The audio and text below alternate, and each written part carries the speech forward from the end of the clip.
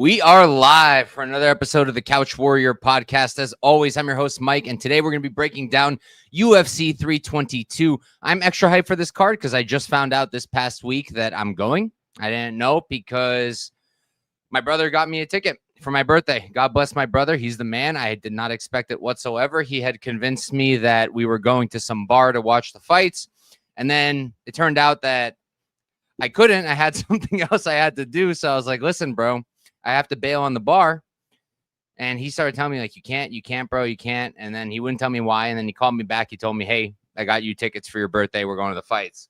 So turns out I'm going. And I'm extremely excited because it's literally one of the best cards of the year. And I'm really looking forward to it. And there's a lot of good fights. I think there's a lot of good betting spots. I've already got a bunch of bets down. If you want my bets, my notes, my breakdowns, you can only get those at the House of Stims Discord. Link in the description of this video. And yeah, let's get right into it. We'll start off with the results from last week, which weren't great. And then we'll hop into UFC 322. There's a lot of good fights to talk about. Usually this time of the week, I often don't have enough time to tape everything. I've taped almost everything except for a couple of fights. And as usual, I'll let you guys know when we get to those. But as for last week wasn't pretty. I had a half unit on Mayra Bueno Silva. Terrible bet. I was very focused on the fact that A, the competition for Cavalcanti, B, the fact that she fights very close, and C, that if Mayra Bueno Silva could grapple, she could have a lot of upside. And I was very wrong on pretty much all those points, so that didn't work out. Then I had Haider Emil round 3, round 2. That didn't work out either. He got exhausted. It looked like in the first round, I was like, dude, you're breaking him. You're doing exactly what I want you to. Just please don't do it in the first round. Wait until the next one. And then he gassed. He gassed out, and Emmers was able to just grind him out. I also had Hoke at round 3, round 2 knockouts. That didn't go very well. He got the round 1 knockout. For a second there, I thought the bet was going to lose, but not for the reason that it did. I thought that he was about to get knocked out because he wasn't looking all that pretty, but that lost. Then I had Bonfim Padilla, fight goes the distance at -110 to win 1 unit. I bet that, obviously, before the weight miss. And after the weight miss, I was like, okay, I don't like this. There's the rumors of the shoulder. There's the fact that he looked like he was dead coming onto the scale. I don't love this over anymore. But I stuck with it because, like, at the end of the day, it didn't seem to me like it was a major injury or anything like that. It just seemed like he missed weight. And I was hopeful. Well, that hopefulness didn't work out. He lost. And once again, I picked against Padilla. Lost picking against Padilla. And this time around, I didn't get too many comments about it, so that's good. Well, actually, I think I ended up switching my pick from my YouTube shorts to Padilla because of the weight miss, so I think that's why I dodged a bullet. But then the one bet I did hit was Morales ITD, KO or submission double chance. It was like -105 to win 1 unit. That was easy. That was a super easy play. I overthought it. I should have gone harder on it. It is what it is. He ran through Schnell. And then I had Tulio Duncan over 2.5. I don't hate the play still. Like, it is what it is. Like, Duncan fought how he should have been fighting his entire UFC career. He finally did it. So, like, okay, it happens. I'm just kind of kicking myself because if you watch my breakdown that week, I also said that I'm interested in Duncan, and I ultimately passed, and here we are. So, ended up being down -2.95 units. Let's call it -3 units. Not what I want. And this last quarter of the year has not been great. It's been rough. It's been a rough 4 months. Not like crazy losses, but it's been consistent losses with very small wins. So I really want to turn it around, and it would be great for this card to be the one where we can turn it around. I'll catch up with the chat now, and then we're going to jump right into the cards. So let's see what we got. We got my guy Jammer in the chat. What's up, Jammer? He's rooting for the upset in the main event. We're going to talk about that one. Drinking no things. So what's up, my brother? I've been looking forward to this card as well. All right, let's start off. First fight of the night, we got Viacheslav Borshchev versus Matheus Camilo. Borshchev, he's going to be 8'6" and 133 years old. He's 5'11" with a 69-inch reach. Camilo on the other side, he's going to be 9'3" and 0. He's 24 years old. So what is that? That's 9 years younger. He's going to be 1 inch shorter, and he's going to have a same reach. So for this one, Camilo, he was supposed to fight on UFC 321. He was supposed to fight against Al-Sawawi. That fight ultimately canceled. That was a fight where I was very torn because on one hand, it was very clear that Sawadi had a very, very clear grappling path. On the other hand, it seemed pretty clear that Camilo could knock him out and that he was quite shinny. So I was very torn. Now in this fight, he's coming in here. He's going to have to cut weight again. I don't know how hard the cut is for him. I feel like he makes it fine. He doesn't seem like a massive lightweight, but even for somebody who's not cutting a ton of weight cuts back to back or very close to back, it's difficult. And on the other hand, you have Slava coming in on short notice. Not that I think it's a major issue. I think he has good cardio, but Slava's been on a major decline. He's been one of my favorite fighters in the lightweight division ever since he got signed to the UFC from the Chris Duncan win. I love his striking. I think he's an elite striker, an elite kickboxer, and he's a lot of fun to watch. But the durability's starting to go. He's starting to lose fights that I don't think he should be losing. He's starting to get taken down a lot easier. Not that he ever had great takedown defense, but there was a second there where I thought it could get better, and if anything, it got worse. So I have major concerns with him. For me here, it's tricky because I do like Camilo to win. I do lean that way because on the feet, let's go piece by piece. On the feet, Slava's faster. Who hits harder, I can't tell. I think it's probably Slava, but he is faster. I lean towards him hitting harder. I think he's the cleaner striker, but do I think he's leagues and leagues ahead of Camilo? I don't. I think that he throws more than Camilo, but I actually really like Camilo's striking too. I love his body work. Now, Slava also has nasty body work. They're going to kind of be similar there. Those nasty body uppercuts. You guys know I'm a sucker for those. You can convince me with if you just throw a couple of those and a good jab. But I think it's going to be pretty close on the feet because while I do lean towards Slava being more technical, being faster, hitting harder, at this stage of his career, he's only 33, but he's absorbed so much damage, both in MMA and in his previous career, striking career. And I just feel that kind of might be a little bit of an equalizer. So I think on the feet, it's going to be pretty close. I think they're both going to do good work. I think that Slava's going to land more. I think that Camilo might land more effectively at times. But I do think that Borshchev should be the better striker if the durability holds up. That's a little bit of a concern. Is Camilo the biggest power puncher in the world? No, but he does seem to hit pretty hard. And I do think that Slava's less durable than he used to be. Now, I do think that Camilo has a pretty strong advantage in the grappling. It's funny because defensively, he kind of sucks in the grappling department. His takedown defense is not good. He does get up pretty well, but just the initial takedown defense, it's not great. And lucky for him, Borshchev doesn't grapple really, so he doesn't really have to worry about that. But offensively speaking, he's a good wrestler. Camilo is a good offensive wrestler. He has really nice entries. He's fast with them. He's got solid control. He's got a pretty good back take. He's got relatively decent jiu-jitsu.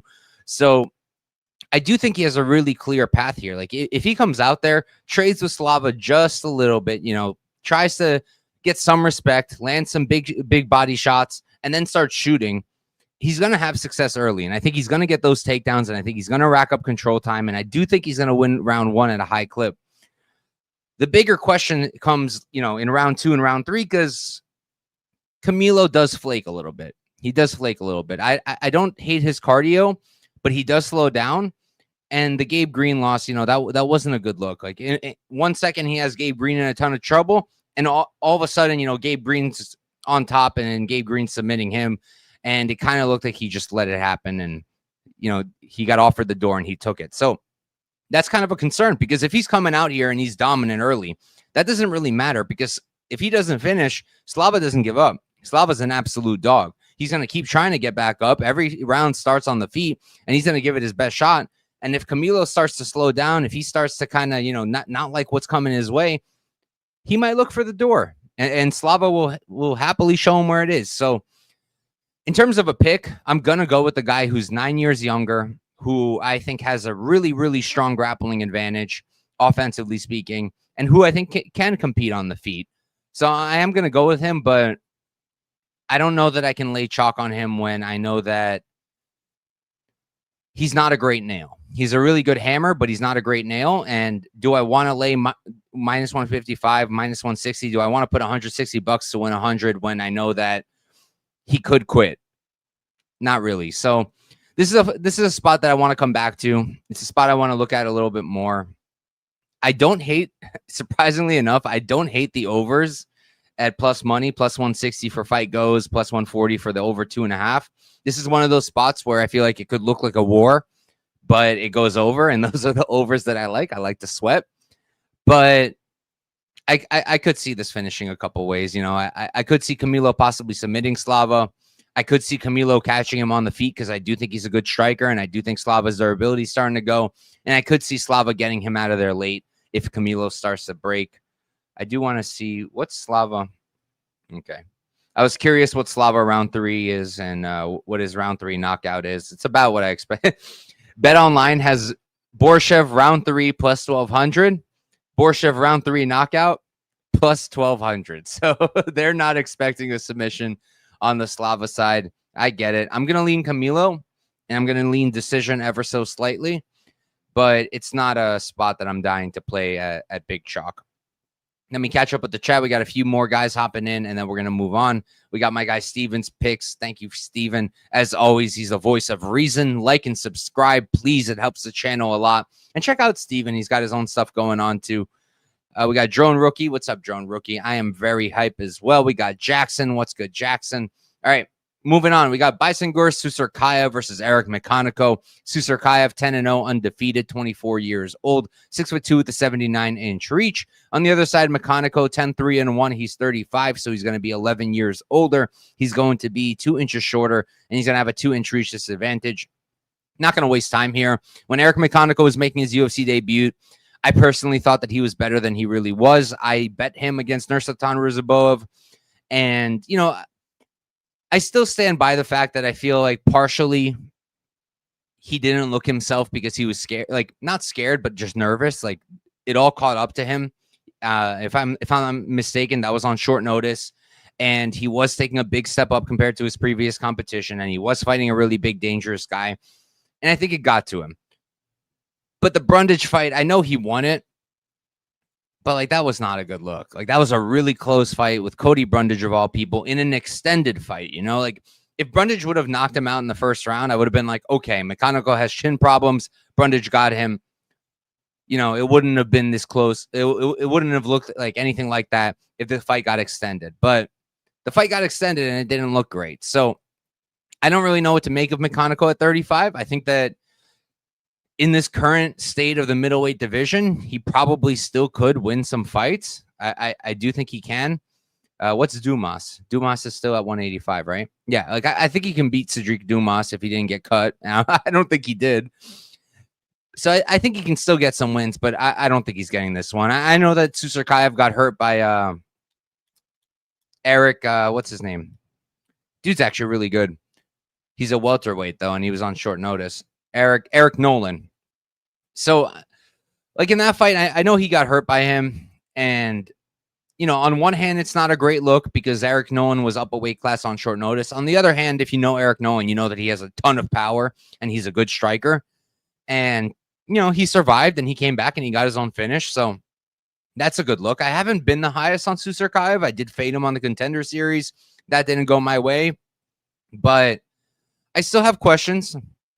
I'm still, you know, not really quite sure that I rate him as highly as everybody else, but I do think this is something a test that he should pass pretty easily. I think that McConico, his chin is 100% a concern. He does not eat shots well, and Susurkaev is a slick striker. He does have a lot of power. He's not the most defensively sound, but he does not have a lot of power coming his way, and I think he should roll here. If he wanted to wrestle, he probably could wrestle too. I don't think he's going to. He's kind of on this run where he wants to, you know, keep knocking guys out, build on this hype that he picked up after the Contender Series. And I think he's going to do just that. So not going to waste anyone's time. We're going to go Susurkaev, KO1. I'm curious what the number is, but I highly doubt that it's anything playable. It's plus money. KO1, plus 105, just barely.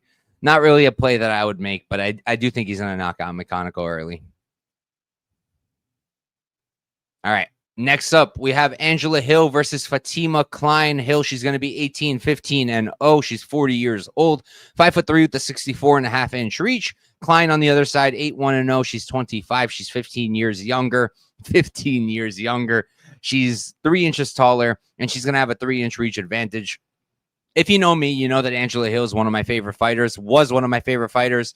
Now, starting to phase her out because she is towards the tail end of her career, and I have other favorites, but I've always liked her just because she's not the most physically gifted. She's not the most talented, but she's worked extremely hard, and she got to a point where she could beat a lot of women in the division, and I believe that she has beaten a lot of them, that even the ones that, you know, she ended up with the loss, I think she got robbed. Like, I think she beat Lemos. I think she beat Gadelia. Those are fights I think she won. And those are really impressive wins at those times, if you consider, you know, where those fighters were and especially what those lines were. But at this stage, even I have to be like, okay, like I think Hill is on a decline because it's not even a Lucindo loss. And the Lucindo loss is a little bit concerning how she got out grappled. I thought that she would kind of put up a better fight, and she got outworked on the feet too. And if you know me, you know I'm also not high on Lucindo at all. I think she's extremely overrated right now. She's super young, so she could end up being really good. But right now, I think she's super overrated. But that I didn't like that loss. And then even in the Ketlin Souza fight, she won that one. Some people argue she lost. I don't care. I believe I had money on her. But watching it back, that wasn't a great win. That wasn't a great look. You know, she looks slower. She doesn't look like she's reacting to shots well. She is getting taken down. She's struggling on the ground a little bit. Her own jiu-jitsu, her own grappling has improved offensively. But defensively speaking, the takedown defense isn't where I would want it to be to take a big dog shot here against Kline. And her striking's not what it used to be, in my opinion. And I do think the age is finally starting to get to her. So not really dying to play her as an underdog, and I don't have any interest in this fight because with Kline, you have someone who's 25 years old. She is still very green. She is still very much a work in progress. And could she be somebody who drops the bag? Yeah, she could. I just don't think it's going to be against Hill because I think she does have a tremendous grappling advantage, and I think she's going to be competitive on the feet. I know a lot of people didn't like the Melissa Martinez performance, maybe because they had the submission prop, maybe because they felt like she wasn't grappling enough, or when she did grapple, she couldn't get the takedowns, and that's fair. But I thought her striking looked really nice. Really educated. She was fighting somebody in Melissa Martinez who has very good movement, very good defense. Not the most dangerous opponent, but somebody who's very defensively sound. And Kline was able to do a lot of good work. Her hands looked sharp. Everything was straight down the pipe. And even in the and she ended up getting the knockout on the feet.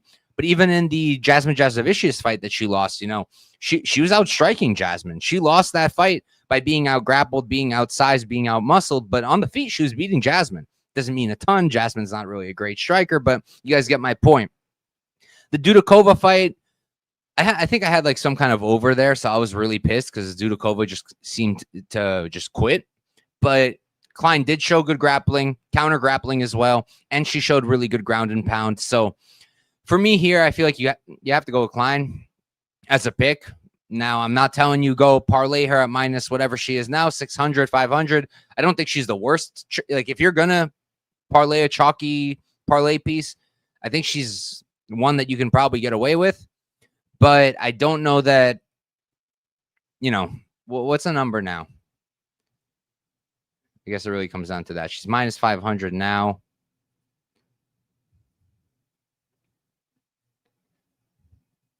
Yeah, I mean, like, it's not the worst, honestly. Like, it's disgusting, and it's not what I would typically do, but I do feel like she's going to beat Hill, and I think she's going to do it pretty dominantly, and I think she might be able to finish Hill, too. So, as much as I love Angela Hill, I think Kline gets it done. Let's see what Steven's saying. Hill is a crafty vet, but Kline likely wins the unanimous decision. Kline might go for a finish. Yeah, I think she's going to try for the finish. I do wonder if she can get it, but I also lean towards a decision. But I am going to go Kline. And I think she gets it done pretty dominantly. All right. Next up, we have Chepe Mariscal versus Pat Sabatini. Mariscal is going to be 18, 6 and 0, 33 years old, 5'7" with a 69-inch reach. Sabatini, 25-0. He's 35 years old. He's going to be 2 years older, going to be 1 inch taller, and he's going to have a 1 inch reach advantage. So they fought, these two. This is a rematch. They fought, I think it was back in, excuse me, I believe it was back in like 2018 or 2019 when Chepe was fighting like all the best guys on the regional scene. Like he had fought Bryce Mitchell around then, Gregor Gillespie. Bryce Mitchell, by the way, he also gave problems on the ground. But the Sabatini fight, it was around then, and it was very close. You know, Chepe won. It was a very close fight. It was a split decision, if I'm not mistaken, and it was a fight where Sabatini was able to get on top a lot, but Chepe was able to scramble a lot. Chepe was able to get Sabatini down himself a few times. But there are also things that were concerning and that kind of match up with my concerns, like taping his later fights, is that Chepe can make mistakes in the grappling. He can. Against Sabatini, he got him down with a trip or a throw, I forget, early. And then when he went for it again, in a bad situation. And he ended up, you know, with Sabatini on top or on the back. I don't remember exactly. But it cost him. Ultimately, he ended up winning the fight anyways. But that was a risky spot there. And then you look at the Damon Jackson fight, right? He's 10-8ing Damon Jackson in round 2 and round 3.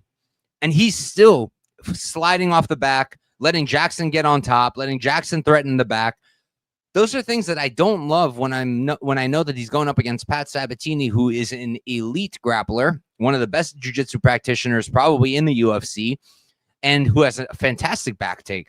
So that's concerning for me because, you know, when I look at it, I do lean towards Chepe overall, just because he's an absolute dog, and I love that kind of style. I love guys who will always keep fighting no matter what position they're in, who will always move forward, who bring the heat, who throw a lot of strikes, who throw a lot of output, and that's Chepe. He's an absolute dog. He will never quit, but he makes a lot of mistakes, and I do think that Sabatini can get him down, and I do worry that Sabatini can keep him down. Those are my concerns, and especially, you know, my major concern is Chepe stuffing the takedowns, scrambling up when he has to, but then making the mistakes and ending up on bottom anyways because he's forcing things like trips and throws or doing something silly like taking the back when it's not there.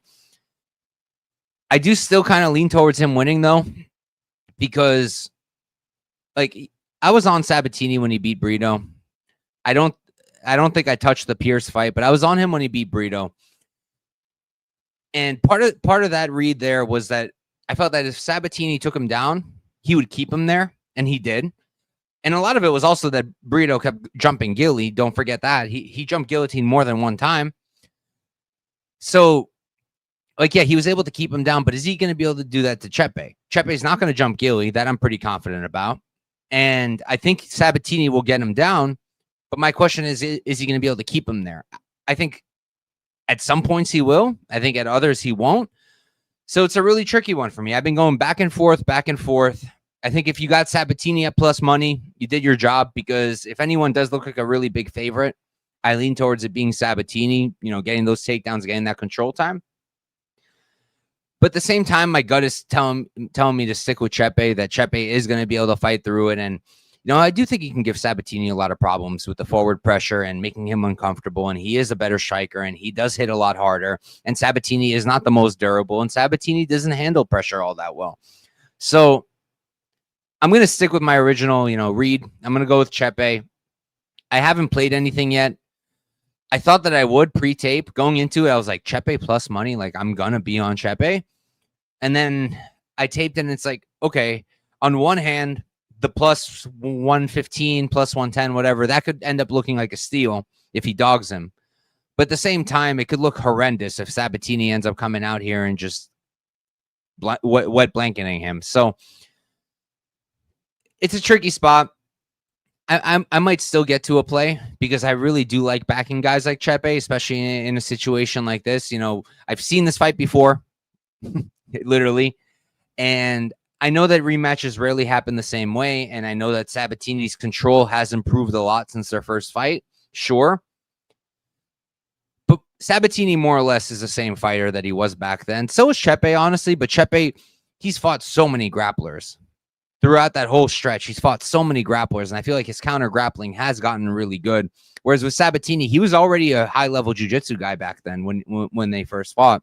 And I'm not sure that much has changed in that department. So, yeah, I'm going to stick with Chepe.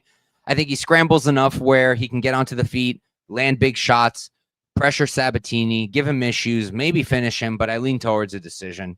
And we can move on real quick. I'll catch up with my guy Steven here. Tons of Sabatini love, and the number to play him long gone. Don't overthink it. Chepe money line. I don't think people are trying to be the smartest guy in the room playing Sabatini. I think there's a very solid read there, you know? Like, at the end of the day, Chepe can be taken down. He doesn't have, like, elite takedown defense. He can be taken down. And there's 100% a world where Sabatini 30-27s him. I think that's a very realistic outcome. So I wouldn't say that anyone's trying to be the smartest guy in the room picking Sabatini. Moving on, we've got Gerald Meerschaert versus Kyle Daukaus. Meerschaert, he's going to be 37, 20, and 37 years old, 6'1" with a 77.5-inch reach. Daukaus, he's going to be 16, 4-0. He's 32. He's 5 years younger. He's going to be 2 inches taller, and he's going to have a 1.5-inch reach disadvantage. So real quick, before I break down this fight, we have just about 1,000 people watching right now. The vast majority of you guys are on Twitter. So we're going to try to fix that because it's better for me when you guys are on YouTube, especially because you guys interact more on YouTube. But we're going to do the thing that I usually do on pay-per-views and stuff like that. If you are in the live chat, even just one message in the live chat, because I'm only going to count each person once. But if you're in the live chat, at the end of this video, I'm going to put together a lotto.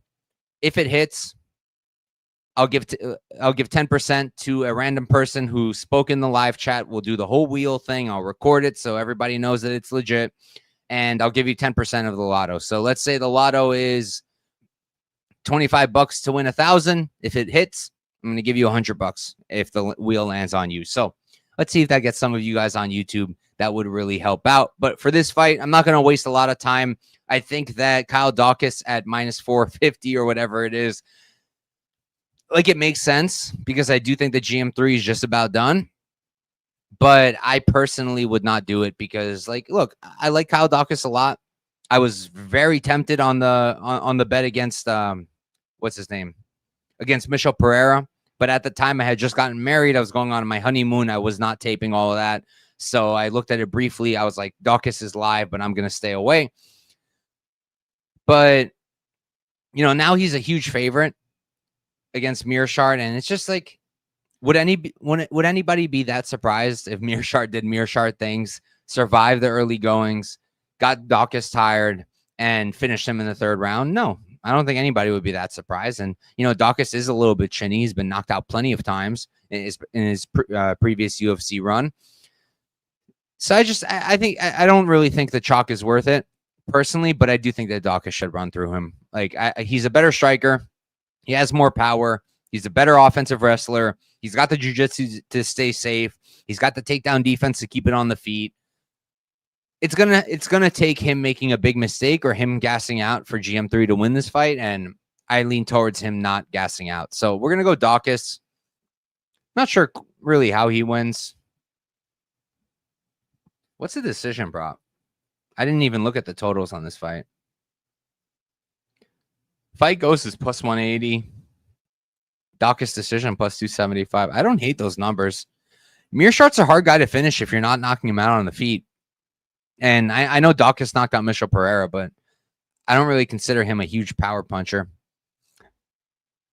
I guess I'll go KO just because, like, I feel like Meerschaert's kind of done in terms of durability, but I'm not very confident on the method. I do think Daukaus gets it done, though. Now, this is a fight. This is a really good fight, and it's a fight that kind of gave me a fit when I was trying to tape it and figure it out. Before I get into it, though, let's catch up with the chat. We got Max Carlson. What's up, Max? Good to see you in here. We got Louise Rangel saying GM3 is cooked. Daukaus decision. Okay, I like it. We got Jake. Thank you for the dono, Jake. Watching from my phone and the Xbox. Might be the first person to ever watch the Couch Warrior podcast on your Xbox. So let's go. All right.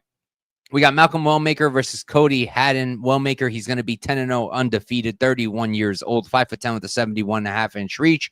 Haddon, he's going to be 8-1-0.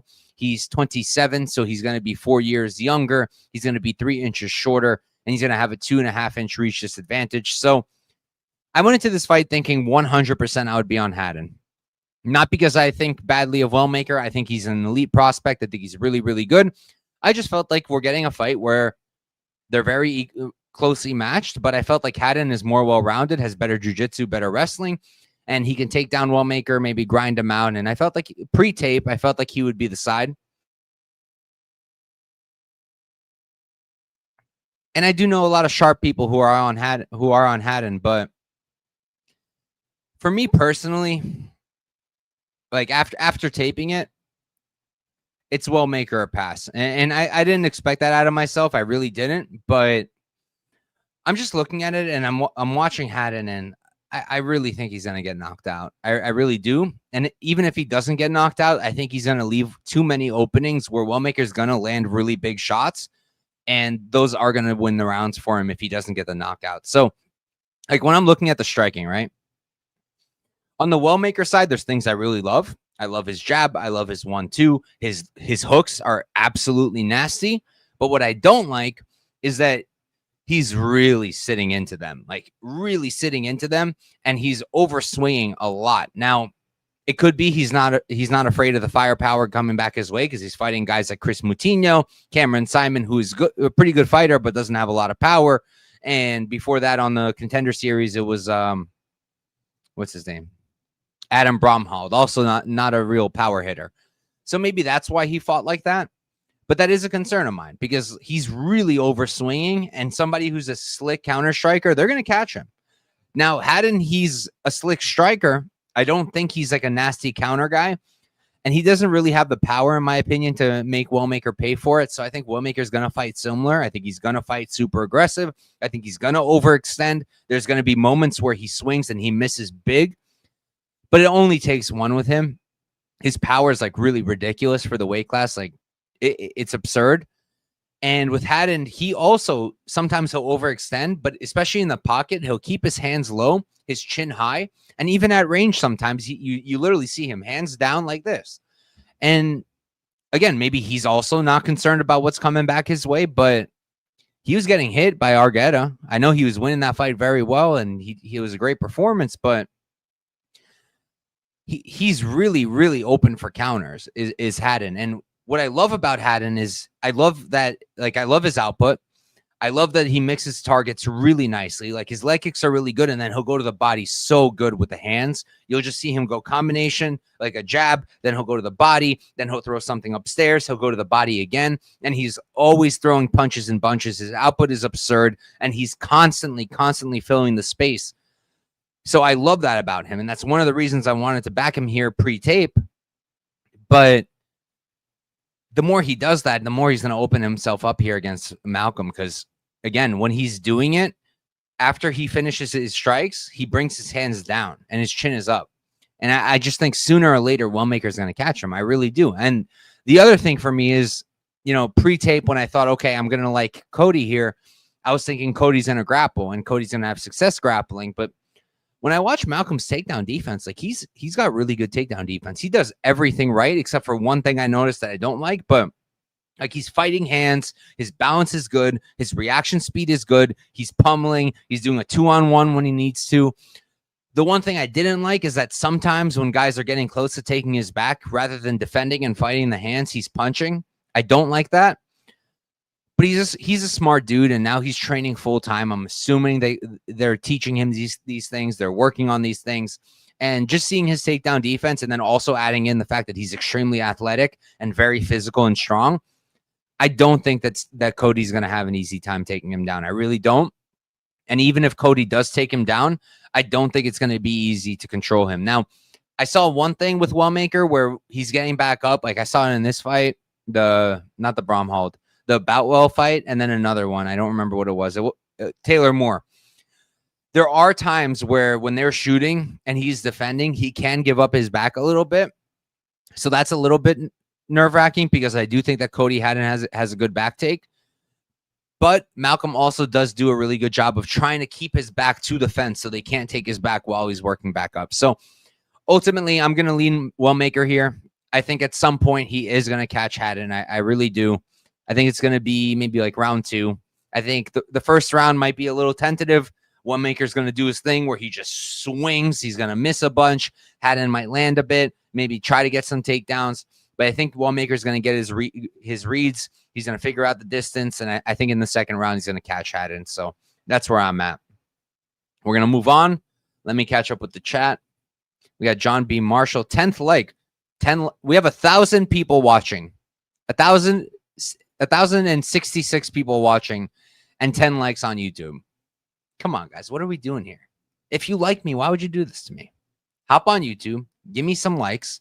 Give me some comments. Subscribe if you haven't already. And if you're going to stick on Twitter, at least like the video. At least comment, retweet it, do something. Help your boy out. And like I said, if you're tuning in now, like I said earlier, if you switch on to YouTube, if you hop on the live chat and leave just one message on the live chat, at the end of the video, I'm going to try to put together a lotto. And if it hits, I'm going to give 10% to one random person. We're going to do a little spinny wheel thing. And yeah, so get onto YouTube, guys. Come on. This is your first event at MSG. You'll be amazed. Nah, it's not my first one. My first card at MSG was... it was Covington Usman 2, I believe. I think it was 2. Yeah. It was the same card as Weili Rose 2. And it was sick. It was sick. That atmosphere was sick. The crowd was sick. The fights were pretty solid. Chris Barnett got a spinning wheel kick knockout over John Vellante. The seats were kind of whack, but we got better seats this time. So looking forward. Thank you, John. I appreciate you. Steven agreeing with me on the Wellmaker side. Duo, what's up, Duo? Haddon, short notice layoff injury thing isn't fun. I'm not super nervous about that for him. Like, he's going to put up a good fight. Like, the reason I think he loses is his defense and the way he leaves himself open for counters. That's really it for me. Drinking No Things also saying, Wellmaker, grateful dude. What's up, grateful dude? Grateful for you being in here. All right, let's move on. Next up, we have Erin Blanchfield versus Tracy Cortez. Blanchfield, 13-2-0, 26, 5'4", the 68-inch reach. Cortez, she's going to be 12-2-0. She's 31, so she's 5 years older. Going to be 1 inch taller, and she's going to have a 3-inch reach disadvantage. I haven't taped this one yet.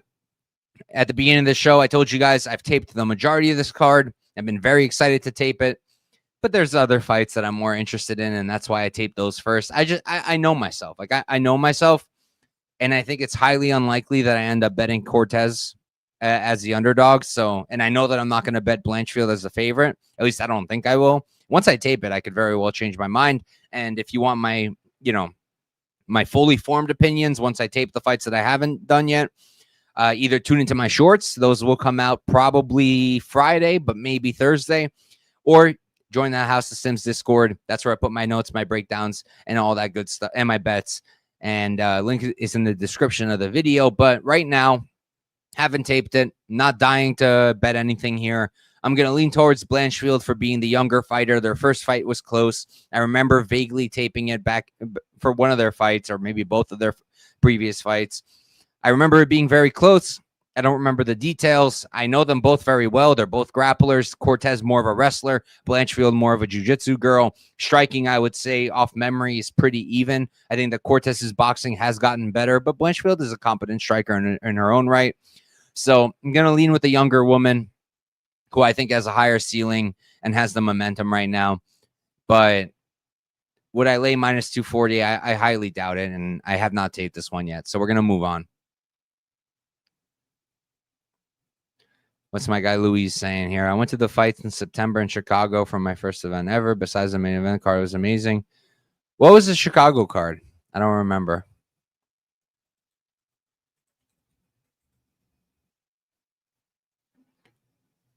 Oh, was it 319? Yeah, that was a good card, except I was flying. I was flying to my honeymoon for that one. And I flew literally during the main event. And that was the card where Chimaev was fighting DDP. And I wanted to bet DDP live. And my brother, he also watches MMA, obviously, UFC, all that stuff. But I texted him. I was like, listen, if DDP makes it out of round one, bet a half unit. If DDP makes it out of round 2, bet a half unit. And I was flying, so I didn't know what was happening. I had no idea. And then I land, I see the result, and my brother was like, yo, I made the first live bet for you, but then I made the executive decision not to make the second one. And I was like, thank you. Thank you, bro. But all right. Moving on, we've got Roman Kopylov versus Gregory Rodriguez. Kopylov, he's going to be 14-4-0, 34 years old, 6 foot tall with a 75-inch reach.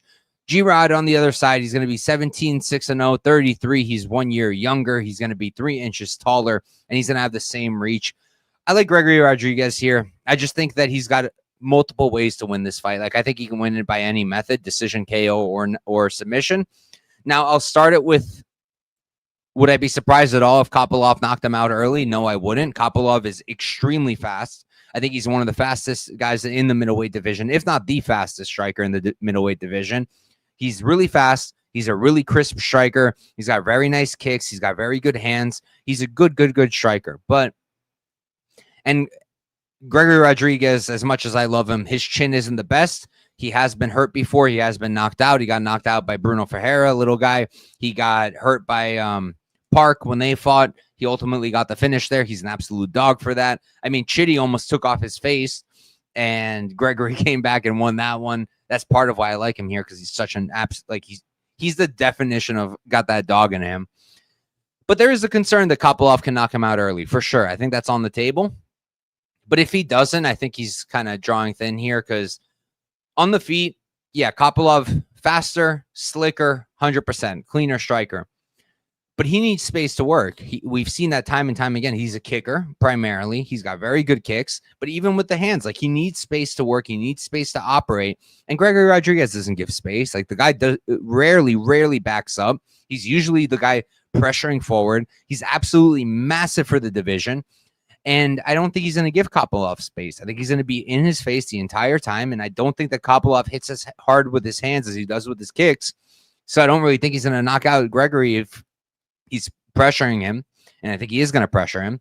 So I think G-Rod's going to take away the space. I think that he's going to land really big shots of his own. He's a good striker in his own right. That's kind of been part of the problem, right? Because he's starting to move away from the grappling, which he's really good at. And he kind of fell in love with the striking. But he got pretty damn good at the striking, too. It's mostly just a jab and a 1-2, but he does it damn well. And he's got a lot of power to back it up. So I personally think he's going to be backing up Kopylov, taking away the space, landing that jab, landing that 1-2, landing those big shots. He'll go to the body pretty well. He's got solid leg kicks. And I think he can knock out Kopylov. I think he can win this fight on the feet. But I think that he also very clearly has a huge wrestling advantage that we all know about. And yes, I know that sometimes he doesn't wrestle when he should, but he wrestled against Christian Duncan, and that win is certainly aging well. And he didn't just wrestle him. He beat him on the feet too, but he wrestled him and he dominated him on the mat. He was able to keep him down the majority of the time. He was able to get on the back. And I think that his wrestling and his grappling, I mean, his wrestling is good. His jiu-jitsu is very, very good, but I do think the wrestling is good. And Kopylov has made a point of, working on the takedown defense. That's been a big thing for him ever since, I believe, the Duraya fight. I think he went off to Russia. He started training that takedown defense, and it's gotten better, but I do still think he can get taken down. I do. And I think he can get outworked. I think that while Gregory does not have the best cardio in the world, I think Roman's cardio is a lot worse. And I don't think that pointing the finger at the Cannonier fight to make your point of Gregory's bad cardio is really that great, because he went all out in that first round to get that finish, and Cannonier also has great cardio, and that fight also went into the fourth round. Now, it's possible he goes all out to get the finish here, but Cannonier has good cardio, so he survived and then took over. Kopylov has bad cardio. He does not have a good gas tank, and if he survives early from Gregory trying to kill him, I'm not convinced that he's going to have the cardio to come back like Cannonier did. So for me, it's Gregory. We're going to go. So I lean towards it being a sub or a decision.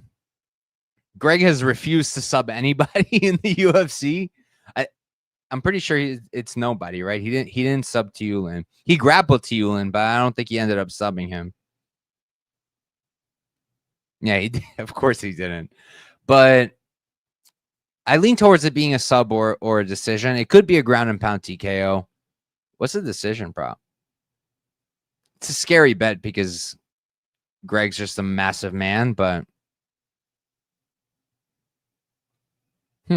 plus 350 is not horrible. I'll go. All right. I think he'll get. See, I hate this part. That's why usually I just go decision, so I don't have to pick around in a method. I mean, I'm still picking a method, but then I don't have to pick around. Yeah, we'll just go Gregory decision. I think he can finish him, though, 100%.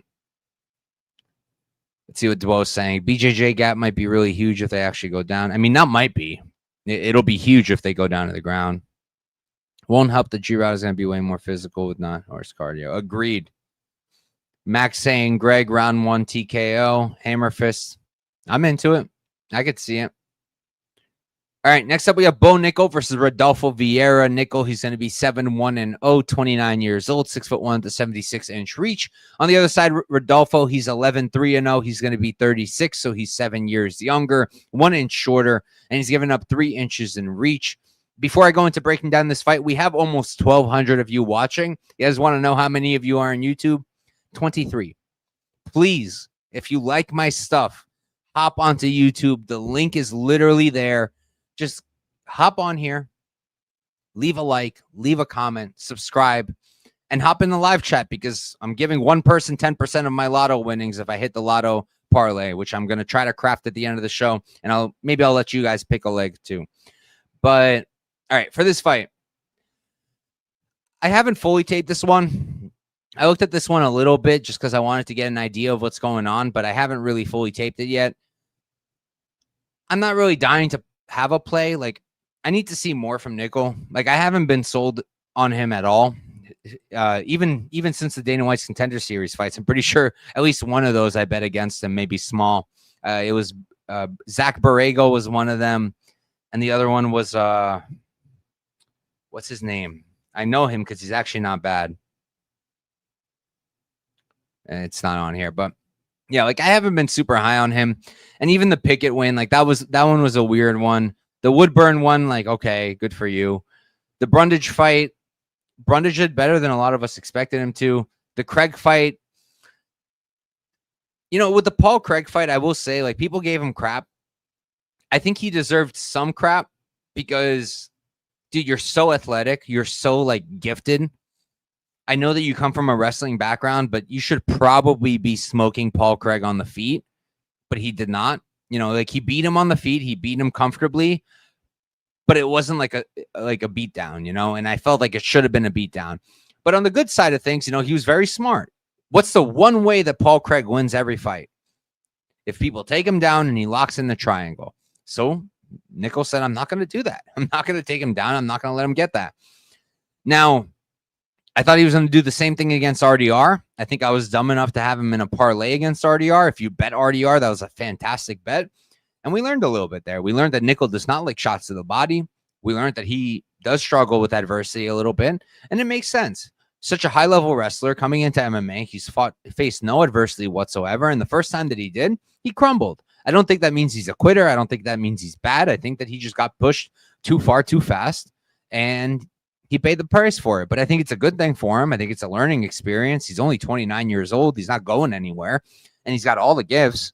Now with Vieira, you know, he's another guy who's very, very dangerous on the ground. I don't know that he's the same kind of threat off his back like Paul Craig is, where it's like, oh, Nickel absolutely won't want to take him down because he can lock in a triangle. I don't really see that same kind of jiu-jitsu from Vieira. I feel like it's a little bit different. He's better when he's on top. But he is a dangerous matchup, you know, like if he's able to grapple Nickel at all, he could lock in something. And I don't really think he's going to take Nickel down because Nickel is an elite wrestler, but maybe my read of him being bad, like not bad. Maybe my read of him being not as dangerous off of his back as Paul Craig is, maybe that's wrong. And maybe Nickel takes him down and he is able to lock in something off the ground. That's possible. I also think it's possible that if Nickel decides to keep it on the feet, that Vieira can outstrike him. I think that's also kind of possible. I think that Nickel right now at this stage of his career, he's still pretty green on the feet. I think we can all acknowledge that. And Rodolfo Vieira is a decent enough boxer. He's not amazing, but he can win fights on the feet. We saw that against Gore. Now, Gore, not the best level of competition, but he's a scary fighter. He's a guy with a lot of power, and Vieira handled him just fine on the feet. So overall, I think it's going to be a fight that does play out on the feet. I think that Nico maybe mixes in a takedown or two until he gets Vieira on his back and then sees something he's not comfortable with and lets him up, or just decides not to take him down again. But I think it plays out mostly on the feet. And while I do think that Vieira is a solid boxer in his own right, I got to go with the guy who's, in my opinion, more athletic. I know that he's younger. I think that he hits harder, and he's got a lot more room for improvement. So I think Nico wins. I'm leaning towards a decision.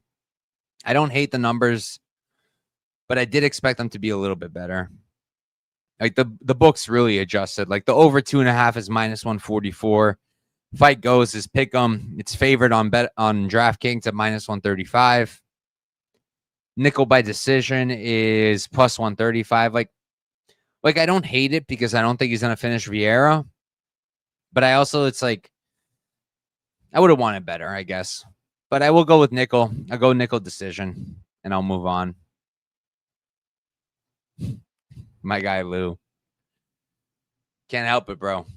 Age like fine wine over here. Like fine wine. And the eyebrows only get bigger, baby. Only bigger. Good to see you in here, Lou. My guy.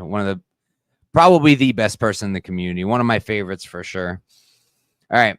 And also literally one of the reasons I'm in this space. If you guys don't know me that well, if you haven't been around, Lou gave me a platform when I think I had, what was it, Lou? It was like, I had like 70 followers on Twitter, I think. I had like 30 subscribers on YouTube. I was literally telling my wife at the time, she was my girlfriend. I was telling her, hey, I think I'm going to stop this YouTube thing. Like I'm stuck at like 30 subscribers. It's not really moving. And that's where I met Lou. And Lou gave me a platform, and Lou put me out there, and Lou plugged me, and I'm forever grateful. So he's literally one of the realest guys in the space, and he's my guy. I would give you more than 1%, my brother, but thanks for tuning in. All right, let's move on. Next up, we have Beneil Dariush versus Benoit Saint-Denis. Dariush, she's going to be 23, 6-1, 36 years old, 5'10" with a 72-inch reach. On the other side, BSD, he's going to be 15, 3-0. He's 29, so he's going to be 7 years younger. He's going to be 1 inch taller. And he's going to have a 1 inch reach advantage. So, give me this fight I was going to say 1 year, but give me this fight like 2-3 years ago. This would be a multi-unit bet on Dariush because he's an elite counter grappler. He's about as good as it gets when it comes to defending grappling, and he's a good striker. And Benoit Saint-Denis, in my opinion, is not a great striker. He has really good head kicks, really good body kicks, but I don't think his hands are very good, and I don't think that much has changed. And he's a guy who does depend on the wrestling, but he can also slow down a little bit. So not even at his prime, just a couple years ago, I think Dariush should give him major issues with the scrambling and all that. And I think he still can.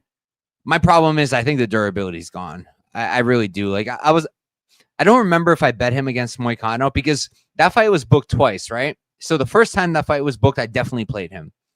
The second time, I remember not being happy that they adjusted the line. I'm going to check because you can check on Bet MMA. I'm going to check if I bet Dariush that last time. I want to see.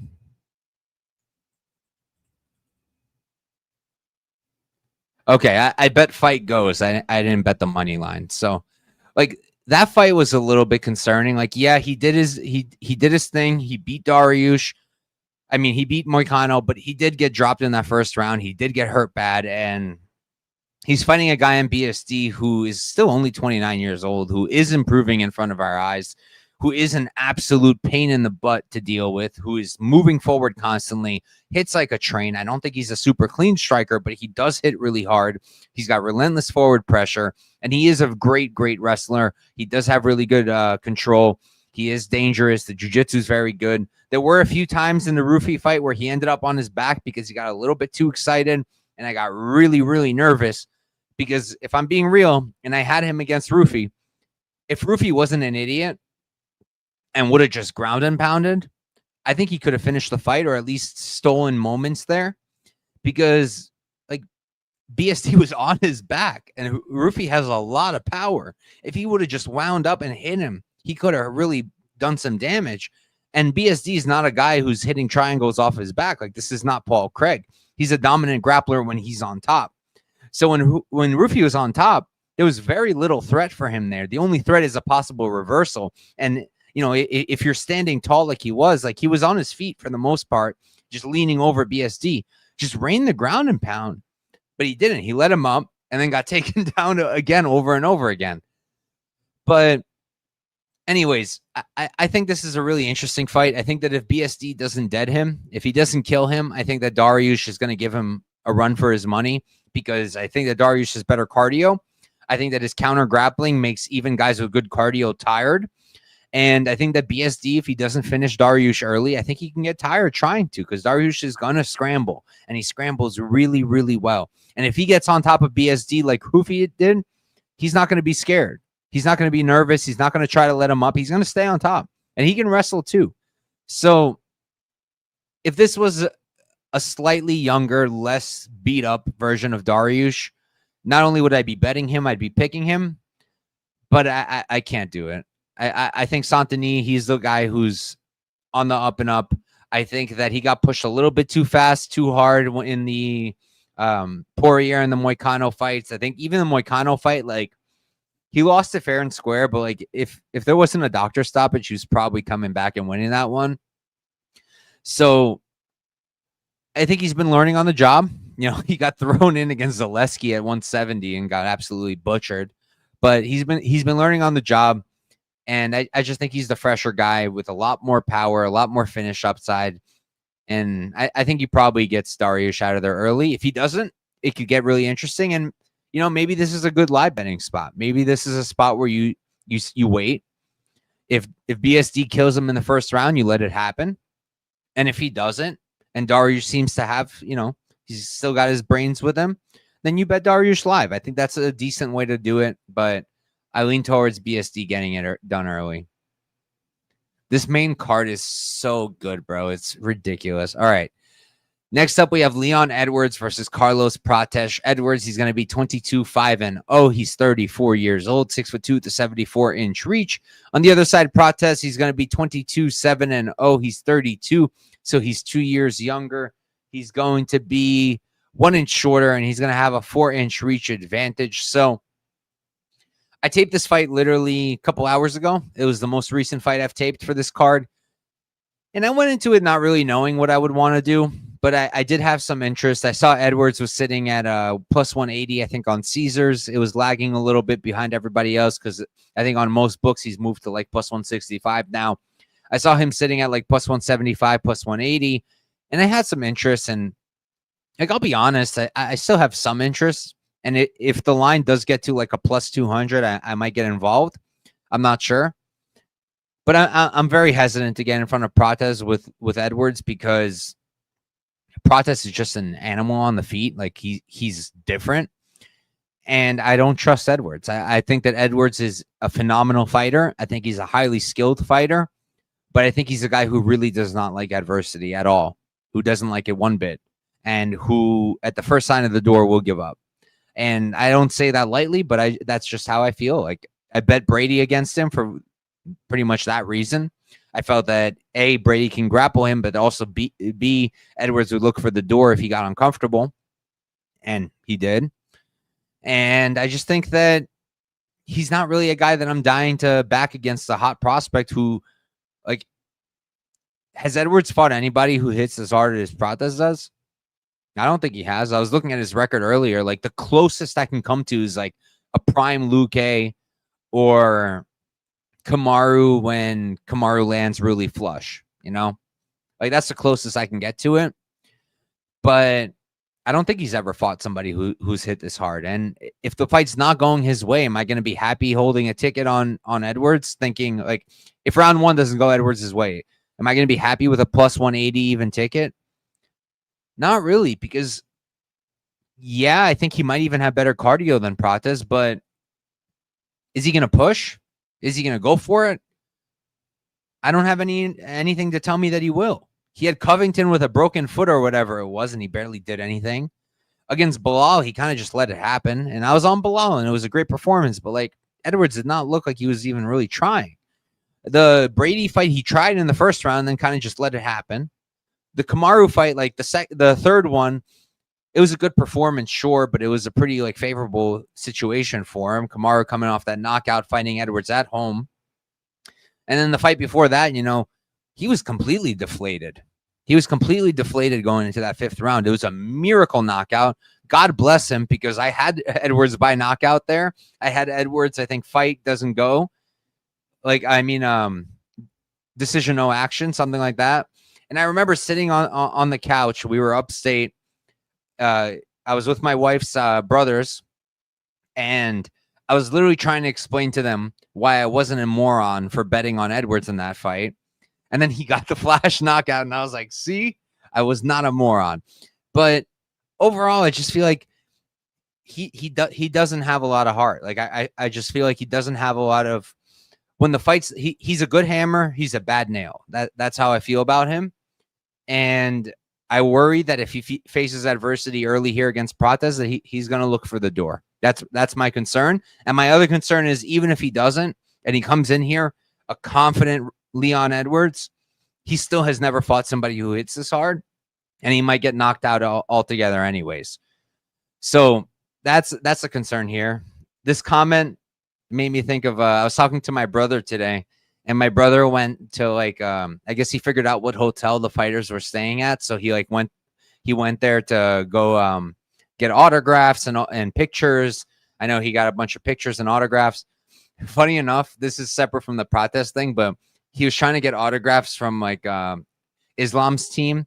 Like, he wanted Islam, he wanted our guy John Pork, and there was one other guy there who, like, my brother had no idea who he is. He told me his name. I had no idea who he was. I had to look him up. It turns out he's a 1-0 professional fighter. So, like, he's only had one pro fight. He lost his most recent amateur fight. I guess he trains with those guys. He was hanging out with them. My brother was walking around with a belt, like a UFC belt that he was having the fighter sign. And this dude came over and signed it. And he's literally 1-0 as a pro. But anyways, my brother literally, he was out there waiting for the pictures and stuff. He said Cortez smoked like 2 to 3 cigarettes just during that thing. And I'm gonna stand by the fact that I get that it's worked for him thus far. And he even won round 4 and 5 against Gary in a 25-minute fight. But I still think that even if you're an athlete, like, smoking is not going to help your case. Like, it's not. I've spoken about this before. When I wrestled in high school, I did smoke, and I wrestled all throughout high school. I started smoking later. And I remember, I think it was either junior or senior year. I had just stopped smoking because the season started, but I had literally just stopped days before my first match. And I remember coming into my first match, and I got whooped by a guy who I had previously whooped myself. And I got whooped because my cardio just was not there. Now, I get it. Cortez is a much higher level athlete than I will ever be. But I just don't think smoking is good for you if you're an athlete. I don't think it's good for you in general, but I don't think it's very good if you're an athlete. So I do worry about that. I don't think it'll be a huge problem here, though, because he's shown that he can hang, you know, even with all his smoking. He definitely won round 5. And I thought he won round 4 against Gary as well. And I just feel like he's going to give Edwards problems. I think that when Edwards closes the distance and Prata starts hitting him with those counters, once he starts clinching up, those step-in knees, the elbows, like, I think he's going to give Edwards a lot of issues. I do have my concerns, and this is why, like, even with everything I've said, I do still have some interest in Edwards, and it's because Prata's a lot of the time, he's more than happy to sit there and wait for the counter. When he's the leader, when he's the one leading, when he's the aggressor, when he's starting the exchanges, he's a monster. He's a monster, and I'm not really sure what it's going to take to stop him. But when he's not, that's when he starts to lose, and that's when he starts to lose minutes, and that's how Gary beat him. Gary shot, I think, 19 times. He only got 4 takedowns. So Practice's takedown defense clearly has gotten a lot better, but he's still beating him. He still won 3 to 4 rounds against him, all on the feet. Why? Because Practice wasn't doing much. He just was not doing much, and Gary was just letting it go. And in the Trevin Giles fight, I know this is a while ago, but Trevin Giles easily wins the first round, is having a solid second round, and then Protes catches him. And do I want to be on a minus 200 favorite against probably one of his hardest fights to date outside of Ian Gary when I know that that's an issue? No, I don't really want to do that, because if he comes out there and he spends the entire fight, and I got 2 units to win one on him, and he comes out there and spends the entire fight looking for a counter that never comes, I would lose my mind, especially if I was there live. And, you know, if Edwards' durability holds up and he's coming out there and actually fighting and having some urgency, like, he's a very clean striker in his own right. He doesn't have as many weapons as Protes does, and he doesn't have as much firepower, but he's a very clean striker in his own right. He's probably the cleaner one out of the 2 of them.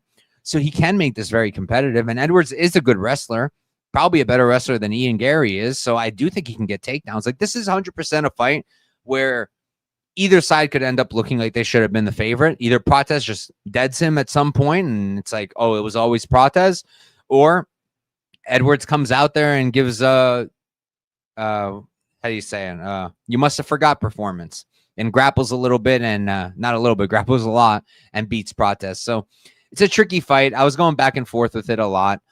I haven't done anything. If I do, it's going to be all number dependent. But right now, I'm going to go Protes to give Leon his first ever knockout loss, and we'll go with round 2. Now, this fight, it's a really, really good fight. Now, I'm really excited for this one. All right, we have... I was just reading the chat real quick. Let me catch up with the chat real quick.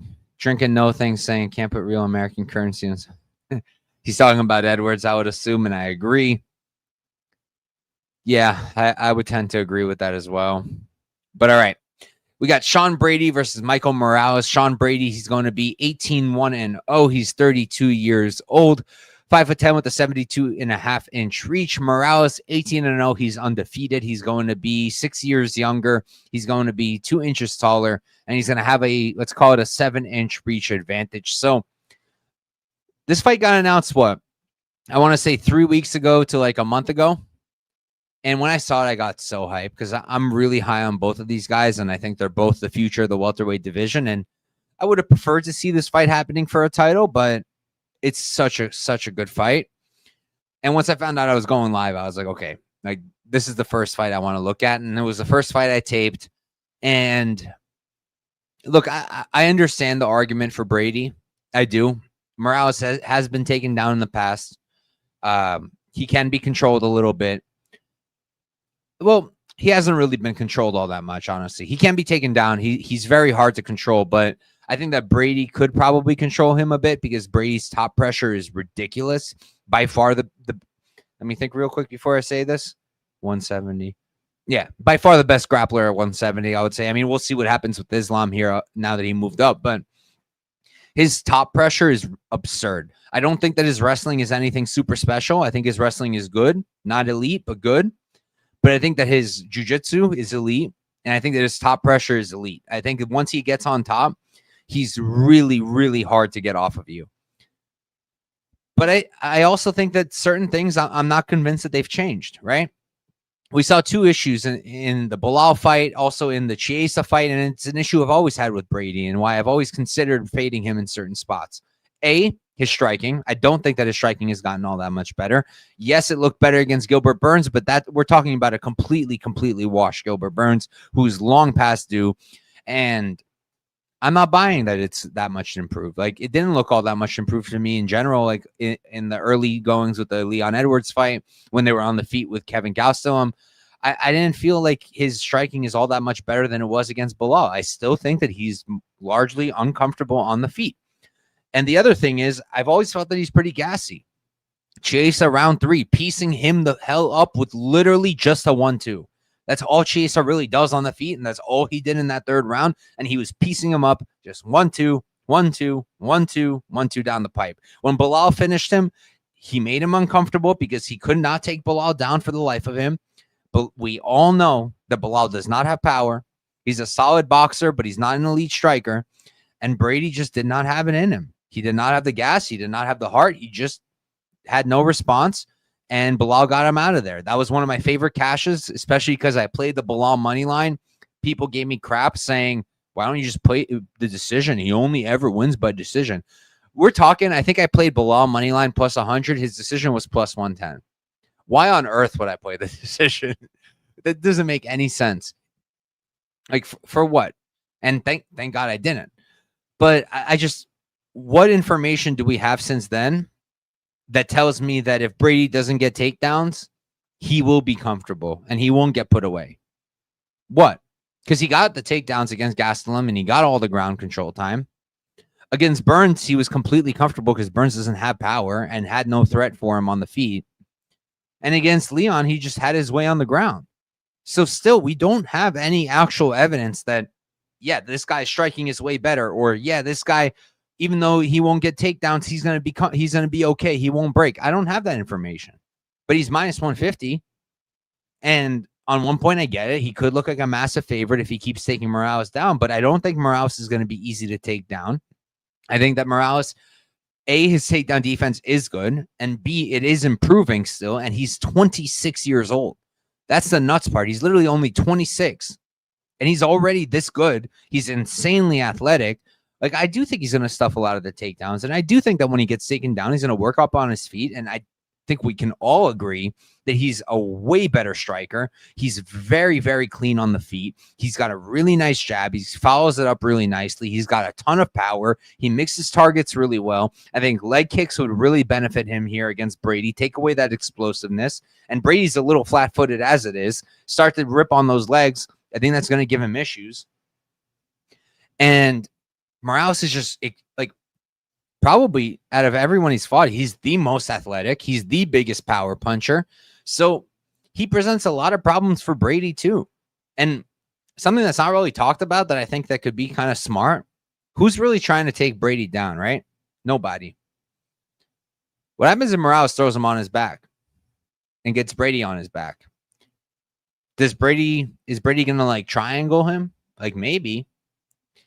But I think it could be a good way to catch him off guard and throw off his pace. So overall, I lean towards the Morales side. Like, I'm getting the guy who's extremely athletic. He's bigger. He's younger. He's a much better striker. He's got a lot more power. I know that he can handle adversity. Maybe he can't handle adversity like Brady will give him on the ground. But at plus money, I'm willing to find out. I thought he'd be the favorite. He's not. So I like Morales here. I'm going to go Morales. I think he gets Brady out of there, but I wouldn't be shocked at a decision. Look at me. For once, I'm actually picking finishes on the card. Usually, I only pick decisions. Let's see what we got in the chat. John B. Maxwell repping YouTube. All right. Right now, we have 1,384 of you watching. 26 are on YouTube. What are we doing? What are we doing here? Please. It helps me a lot more if you come on YouTube, and not monetarily, because I don't monetize my videos till afterwards. I don't put up ads until after the live stream. So you're not going to have to watch ads, but you help me a lot with the algorithm. And all you got to do is just turn it on YouTube. It helps even more if you like it and subscribe it, like my guy over here, Half the Battle, Dan from Half the Battle, is saying. That will really help. But even just hopping on and watching on YouTube, very helpful. And like I said earlier, if you're only tuning in now, if you come onto YouTube, if you go into the live chat, leave literally one live chat comment. You can say whatever you want. You can tell me the sky is blue. You can tell me the sky is purple. Whatever you want to tell me, you can tell me. At the end of the show, I'm going to try to put together a lotto. Maybe I'll ask you guys to help me find a leg. And if that lotto hits, I'm going to give 10% to a random person in the live chat. So hop onto YouTube. It'll cost you absolutely nothing other than a couple seconds. And maybe you'll win 10% of my lotto. And you'll help me out. Also, like, I probably don't need to say this because if you're watching me, you probably know very well who Dan and what Half the Battle is. But make sure you're checking out my guy Dan at Half the Battle, one of the best shows in the business. I'm pretty sure at this point he's the longest running betting breakdown show in the business, and if not the longest, one of them. And just one of the best guys in the space. So make sure you're checking out my guy Dan. And oh yeah, and he finally hit 10K subscribers. So congrats to my guy Dan for that as well. Well deserved. Thank you, Green King. You're a king. Listen to Steven. Only what What Drinking No Thing said. I endorse that message. All right. Next up, we have a fight that's been giving me a lot of problems. We have Valentina Shevchenko versus Weili Zhang. Shevchenko, she's going to be 25-4-1. She's 37 years old, 5'5" with a 65.5-inch reach. Weili, 26-3-0. She's 36. She's 1 year younger, 1 inch shorter, and she's going to be at a 2.5-inch reach disadvantage. She is moving up in weight here to flyweight. And this is a really, really good fight. I think it's going to be a really competitive fight, and it's a really hard fight for me to be confident in like picking a side, because I think there's a really valid argument for both of them. Now, my gut and my brain are kind of lined up here. I do think Valentina is the side that I'm leaning towards, and I'll explain why. But it's nerve-wracking, because how often do you get Weili at plus money? And you know that Weili's going to bring it every time, and Weili will never quit, and Weili's an absolute dog. And unless you catch her with a flash head kick, she's very durable. She's very hard to get out of there. And she's plus money. It's hard to go against her, and it's hard not to want to bet on her. And even now, I'm still a little bit tempted when it's sitting at like plus 110, because I'm like, this is such a close fight. But I've been backing Valentina lately. I bet her in the most recent Grasso fight. I bet her in the Manon fight. I think the Manon fight honestly could have gone either way, but regardless, I thought that was a really good performance from Valentina, because Manon is an extremely good fighter. She's an extremely dangerous striker. And Valentina outstruck her. Valentina in that fight was the better striker. Manon, if you argue that Manon won that fight, or even if you don't, but Manon did fight close, the way she did it was by mixing in takedowns and by clinching. She clinched a lot because she's so massive. She was able to control Valentina in the clinch. She couldn't outstrike her. Valentina was the better striker. She busted up her nose in the first round, and at all points, she was the cleaner striker out of the two of them. That is insanely impressive. And the fact that she was still able to, deal with the physicality of Manon, that was also very impressive. Manon is massive. Massive. She's like 3 times the size of Weili. So to me, it's like, is Weili going to have the physicality here to match Valentina in the clinch, to match her in the grappling? Is she going to be able to do what Manon did? Manon didn't take down Valentina because she's a good wrestler. She took down Valentina because she's massive and very strong. Now, Weili's also very strong for her weight class at 115. Is she going to be strong at 125? I don't know. That's part of the problem. I don't know. Now, looking at her Instagram, looking at everything leading up to the fight, she does seem to be filling in. She does seem to be like pretty big and pretty like jacked. But Valentina's very, very strong and very, very physical. And I don't know that Weili will be the stronger woman in this fight. I don't think she's going to. So that's a big thing for me here. At range, at distance, I think that Valentina is the cleaner striker. I think that Valentina hits harder. I think she's got the cleaner counters, and I think she has the much better defense. But Weili's going to be more active. Weili's going to throw more out there.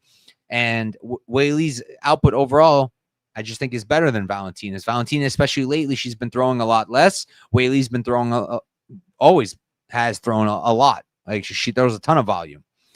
So on the feet, I can see it really playing out either way. I can see a world where Valentina wins on the feet by just being much cleaner and landing the well-placed shots and the well-placed counters. But I could see Weili winning on the feet because she's the one who's just doing a lot more. And she's backing up Valentina, and she's throwing a ton of strikes. I can 100% see that. Now, to Johnny's point, I would say she's probably faster, but are we sure? Up a weight class? Because now you're talking about an extra 10 pounds that Weili has to carry around. And we're going to talk about this in the main event too. But is she going to be as fast? Considering now she has 10 extra pounds of muscle, hopefully, that she's carrying around. She might not be. So that's one thing. The other thing is the grappling. Like, I know some people feel that Weili can grapple Valentina. I feel pretty strongly that Valentina is the much better wrestler and that Weili will not be able to take her down. I'm like pretty confident in that. Now, I could end up looking stupid. I'm not sure. That's why I'm so hesitant to touch this fight from a money line perspective. But personally, I think that Shevchenko's takedown defense is very good. I think that Weili wrestling is something that she learned later. I think that, going into that second Rose fight, she was not a great grappler offensively or defensively yet. And that was something she was starting to work on. But I don't think that she's got the wrestling to like dominantly and constantly take down Valentina. I just don't. I really don't. I know that she was able to take down Suarez, who's an amazing wrestler. Suarez was gassed, completely gassed, and had nothing left after the first round. And all the other opponents Weili has had, like to date since the Rose wins, like she hasn't really faced much adversity. The only one was the Yan Jianan fight, and she didn't look great in that fight. Now, to her credit, she finished Yan twice and got robbed from a finish because she submitted her in the first round and TKO'd her in the second. So I think it's okay, and I don't think she's gassy or anything. I think it's forgivable that she looked pretty damn tired in that fight later on against Yan. But I'm just saying, I don't think that she's the better offensive wrestler. I don't think that she's going to easily take down Chev. Maybe she can at certain points, but I don't think it's going to be easy, and I don't think it's going to be easy to control her. Whereas I do think that Chev can get takedowns if she goes for them. I really do. And I think that if she gets Weili down, I think Weili's going to really struggle to get back up to her feet. So for me, I'm going to lean with Chev to continue to get it done. I personally think she's the greatest woman fighter to ever do it. I really do. I think I on my women's MMA GOAT list, I have her above Nunes. I felt she beat Nunes. Got robbed, but that's a whole nother discussion. But in my opinion, she's the best to ever do it. She continues to do it. And if she beats Weili here, I think she cements herself as the greatest women's fighter of all time. If she doesn't, though, if Weili wins, Weili might be very close to making her own argument there. But I just feel that everything I said, and I don't know if I fully touched on it, but like with Weili, in every single fight since the Rose fight, if she wanted to, the wrestling was there. Every single one. The Sparza fight, she was just way stronger, way more physical. In the Lemos fight, she was just able to throw her around, which is impressive because Lemos is very strong and very powerful. But in all these fights, she was able to just throw them around. And when she wanted to wrestle, she could. And my big thing here is, what if she can't? What if she can't wrestle Valentina? What happens then? And I feel like because I still think that Valentina is the cleaner, better striker, like I have to go with Valentina. So that's where I'm at. But I don't think I'm going to end up on a side. Unless either Valentina flips the dog or Weili goes to like 145 plus 145, I'm not going to have a money line bet on this fight. Let's catch up with the chat, and then we're going to move on to the main event. We got Johnny saying Zhang picked up Shaq. All right. I mean, I don't know how much I'm going to put into that, but yeah, they did. But Tyler Santos is also big and very physical and also on very, very good vitamins. Okay. And Alyssa Grasso, like Valentina won almost every single round against Grasso. Grasso had opportunistic moments that allowed that trilogy. It was a trilogy, right? That allowed that trilogy to be as close as it was. But first off, it should have been 2-1 Valentina. I don't think that second fight should have been a draw. And second off, like I don't actually think Grasso showed any path really outside of being an opportunistic back taker to beat Chev. So, and like I said, Tyler is just a very physical human being. Johnny is cooking. I can't lie. Plus money on Weili is nuts. Yeah, I mean, I get it. Like I said, you rarely see Weili at plus money. I appreciate you, my guy. Tatiana had a hard time with saying, yeah, after she got tired, and because she's as one-dimensional as it gets in the division, the woman cannot strike to save her life. So that's why she struggled. All right, let's move on to the main event. Give me just one moment.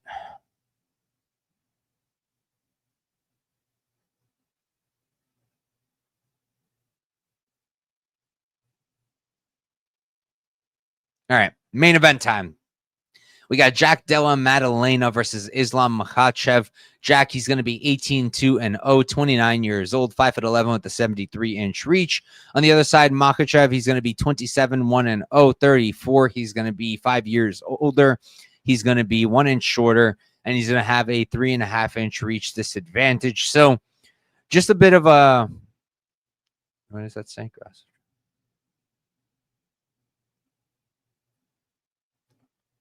Oh, Grasso has horrible takedown defense. Yeah, I mean, I agree with that. But, like, I don't think Weili's takedown defense is amazing either. And who's really tested it? Tired Suarez, because fresh Suarez got her down and kept her there. But anyways, back to this fight. Main event. Just a quick anecdotal thing. My brother, like I said earlier today, he was at the hotel where all the fighters are. He didn't really get to talk, like get anything out of Makhachev, no picture, no autograph, nothing, because apparently Islam, the second he walked outside, he just had his coat up and he went and he sat in one of those, I don't know if you guys never been to New York, you might not know, but in the city, we have like, it's like a wagon and you sit on the wagon, and then there's two different kinds here. There's horses that carry you, or there's guys on a bike. And he sat on the ones with the guy on the bike, and he kind of just sat there and avoided everybody and refused to do any pictures or autographs. But my brother said he looked huge. My brother said he looked really, really like big. And he said that a lot of people thought that it was Khabib for a second because he looked so big. So just something to put out there. I say this as somebody who's about to make a case for JDM, but I just wanted to give you guys the information that was given to me today that Islam does look big. And that does line up with what I've been seeing on social media, because from the Instagram posts and everything of Islam and the media stuff from the UFC, that boy looks big. He looks big, and he looks like he filled into this weight class. And lucky enough for him, he's not fighting a 6'3" welterweight. He's fighting a 5'11" welterweight. So Jack's going to be just barely taller than him, and Makhachev is likely going to be the bigger, thicker, wider guy. But here's the thing. So first off, let's start with the weight thing, because I'm on it. He's moving up in weight, right? And yeah, like I said, he looks huge. He looks physical. Great. Is it going to slow him down? Both in speed and cardio. Is it going to slow him down? Because now he's carrying 15 extra pounds. He's carrying 15 extra pounds. Now you can make the argument that, you can make the argument that actually he'll be fresher because he's not cutting those extra 15 pounds. That's a fair argument. But I also have the concern that, hey, he has 15 extra pounds on him now. If he's wrestling and Jack is scrambling and he can't hold him down, is he going to get tired? And he's not the fastest guy on the feet, even when he was at 155. Is he going to be slower on the feet now? Is he going to be plottier? Those are things to think about, because Jack is fast. Jack is very fast on the feet, and Jack is going to scramble. So that's just one thing I wanted to put out there. The other thing is, I just personally don't understand why. Look, like, I don't want to discredit Makhachev at all. I know a lot of people say all kinds of things about him and give him crap because he's fought this guy who's a lighter weight class or this guy on short notice. Islam is one of the best fighters on the planet. Might be the current pound for pound number one. And he's an elite fighter. But you can poke holes in his record a little bit, right? McConico was on short notice. And I don't care what people say that, oh, he slipped. No, I think that's cope. I think McConico dropped him in the pocket. I rewatched it like 10 times. I put it on slow motion. To me, it looked like McConico caught him flush in the pocket, caused him to be off balance, a.k.a. a knockdown, and knocked him down. So to me, that was a knockdown. Poirier gave him a run for his money. I had money on Makhachev there. I remember I was watching, it was late at night. My wife was already asleep. I was watching on my phone. We're going into round 5, and I was like, I think this might be 2-2. And one of the judges ended up agreeing with me and having it 2-2, but I felt like it might have been 2-2. And upon rewatch, I had it 3-1 going into 4, but I think that you could make a decent case for it being 2-2. And how did Poirier do it? He did it by stuffing the takedowns, scrambling when he did get taken down, and just outboxing him. That's how he did it. And when he fought Volk the first time, right? Volk, another pound for pound great. One of the best we've ever seen do it. All the credit. But he is a small guy, and he is a 145er, and he did come up in weight. And a lot of people felt like he beat Islam. A lot of people did. I didn't. I also had money on Islam in that first one. So maybe I'm biased, but that was a really close fight. And Volk did win at least 2 rounds there. I believe it was 3 and 5. And Volk did have the ability to keep it on the feet a lot of the time in that fight, and was able to outstrike Islam. And on the numbers, he did outstrike him.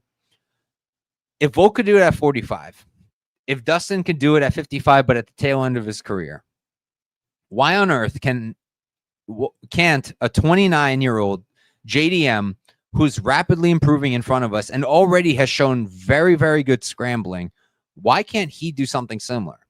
Like, why is that so out of the realm of possibility for people that Islam is just a lock and that's it? That's the end of the discussion. Like, unless you're just going to sit here and pretend like, oh, the first Volk fight wasn't close. What are you talking about? The Poirier fight wasn't close. What are you talking about? If you do that, okay, fine. But other than that, why can't you make a good case for Jack then?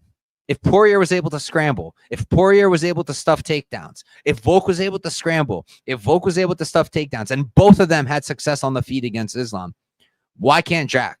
Jack is a really good boxer, and I have not always been high on Jack. If you watch my old stuff, I've not been always high on Jack. I've tried to fade him in the past, and I do think that he's had problems with the takedown defense. Gilbert took him down 7 times. I get it. But when I'm watching him, I don't use UFC. Like, of course I use UFC stats, but like when I look at their stats and stuff and I see the takedown percentage, like I don't care if it says 100% or 90, whatever. I want to actually look at the tape and see what you're doing, because that's the only actual martial arts experience I can bring into this from my own life. I wrestled. I know how to stuff a takedown. I like to think I had some pretty damn good takedown defense. I think I know how to do it. Maybe in a cage, I know it's different, but I have a good understanding of what good takedown defense looks like. You fight the hands the second they're there. You look for underhooks, an overhook too. You pummel 2-on-1 if they got their arms around you. The hips are extremely important. Balance is extremely important. Reaction speed is extremely important. Now look at JDM's takedown defense and tell me one of those things is missing, because they're not. He does everything right. Now in the past he's still gotten taken down, but he's improving. And people look at the point at the Belal fight. Oh, Belal didn't really. Belal shot 9 takedowns and only got 3. All right. Yeah, sure. Maybe he struck more than he should have, but he did try to wrestle. Let's not pretend like he didn't shoot any takedowns at all. He shot 9 times and he only got 3 of them, and he could not control Jack. Gilbert took him down. Yes. And I didn't like a lot of it. I'll be completely honest. I didn't like some of it. But every time Gilbert got him down, except really the 3rd round, he popped right back up. There's a reason Gilbert needed 7 takedowns in a 3-round fight. It's because Jack kept getting back up. If he didn't, he would only need 1 per round. And that obviously was not the case. Now, other people are going to point. Oh, there it is. I didn't even have to finish my sentence. Basso Hafez was giving him problems. Watch that fight and tell me how many times Hafez took him down with JDM not pulling Gilly. And then come back to me.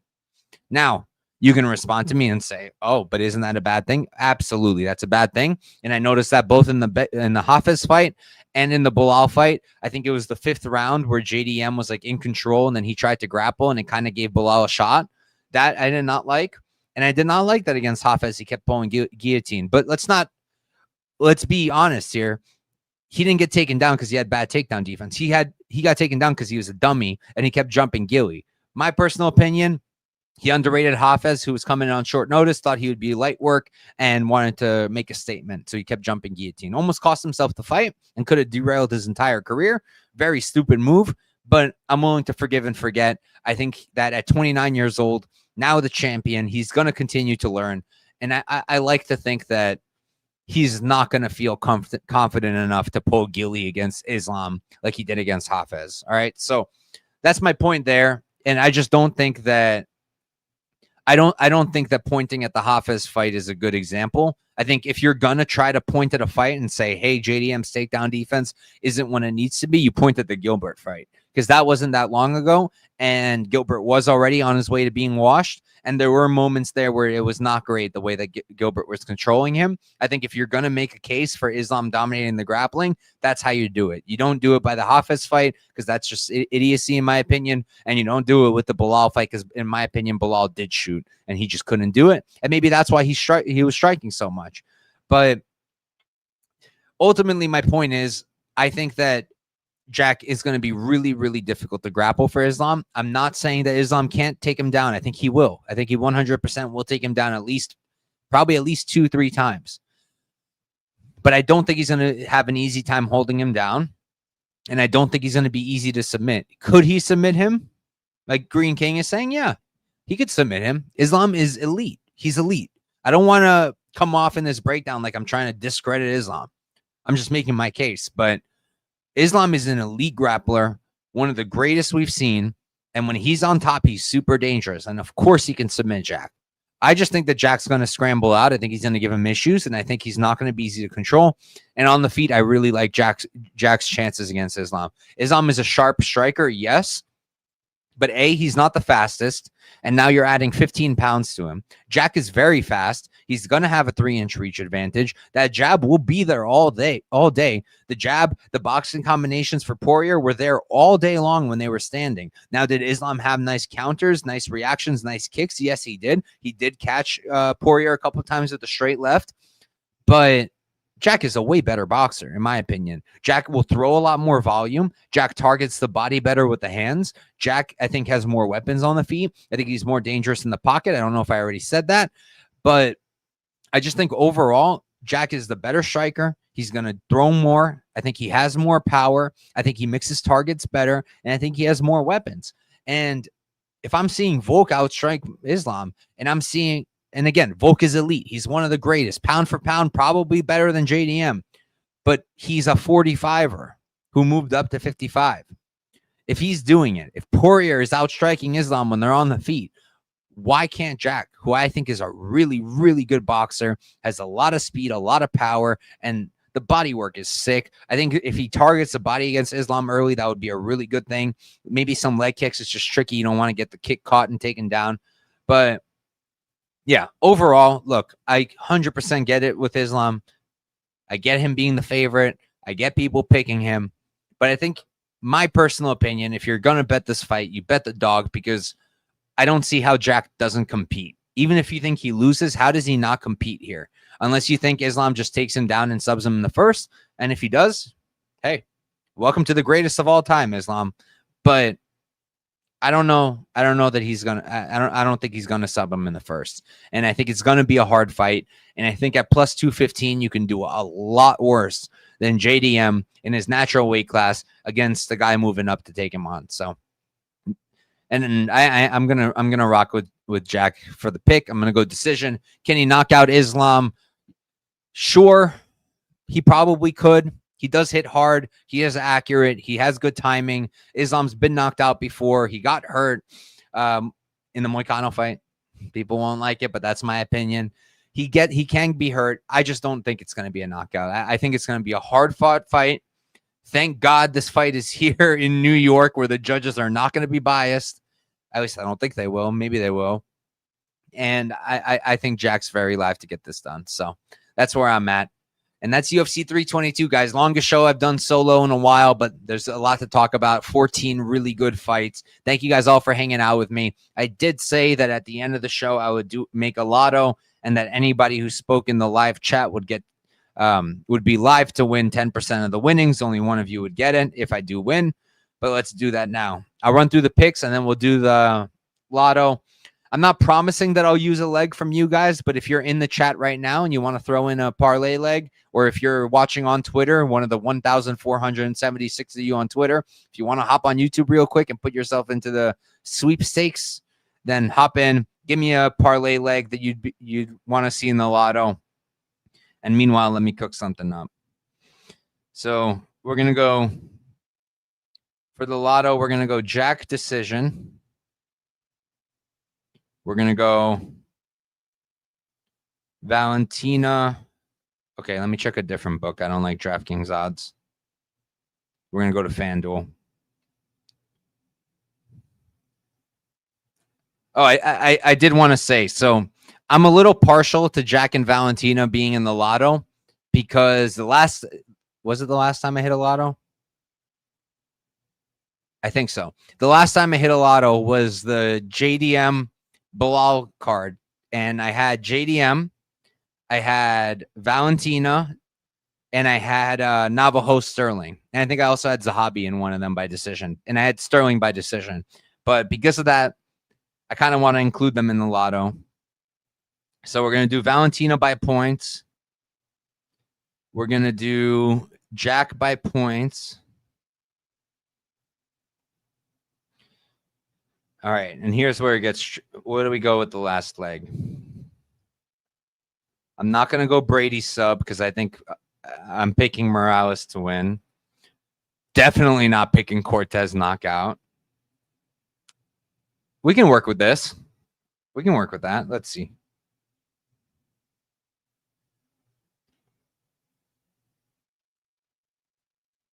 Bo nickel.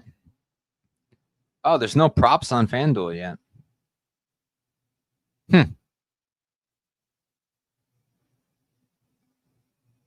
So there's no props yet for the bull nickel fight on FanDuel for some reason. Well, I guess it is only Tuesday. All right, back to DraftKings we go.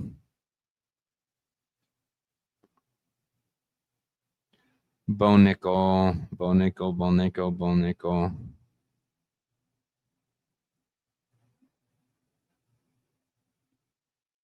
Fight goes is minus 135.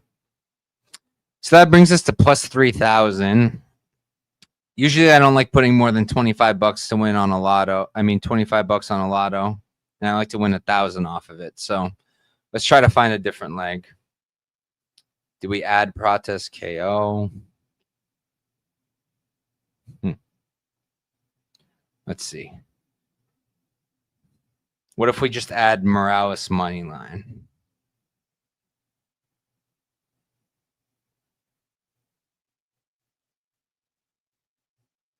Okay, and then Protest KO plus 180.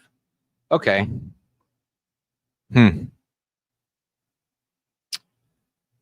3 years ago, Steven, I would be so down, but I don't know if I'm down right now. All right, I'm torn between Protest KO or Morales money line. I feel like I should probably stick with my gut, which would be Morales. And 25 bucks would win us 1,723.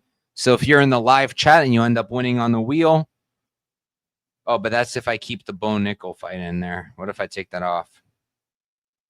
Okay, we got to put that back. All right, it's going to be a 4-legger. I usually prefer 3 for my lottos, but I guess we can do it. Is there anything I like better? Nah. Okay. Yeah, we'll do that.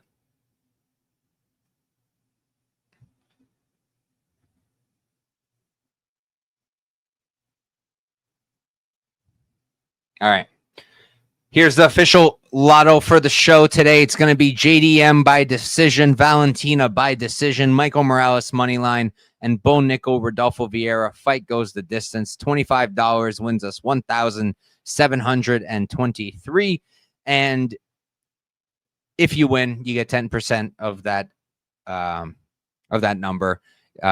If you tuned in later and you don't know what I'm talking about, I said if you're watching on Twitter and you switch over to YouTube, leave a live chat comment. I'll include you in the wheel spin if the lotto ends up hitting. It's hit once before, and I've paid someone out 10% before, so I'm not lying, and it helps me out too. Please, if you enjoyed my stuff, if you like my stuff, like, subscribe, comment, retweet, whatever platform you're on, do something. It really helps. I'll run through my picks one more time, and we'll get out of here.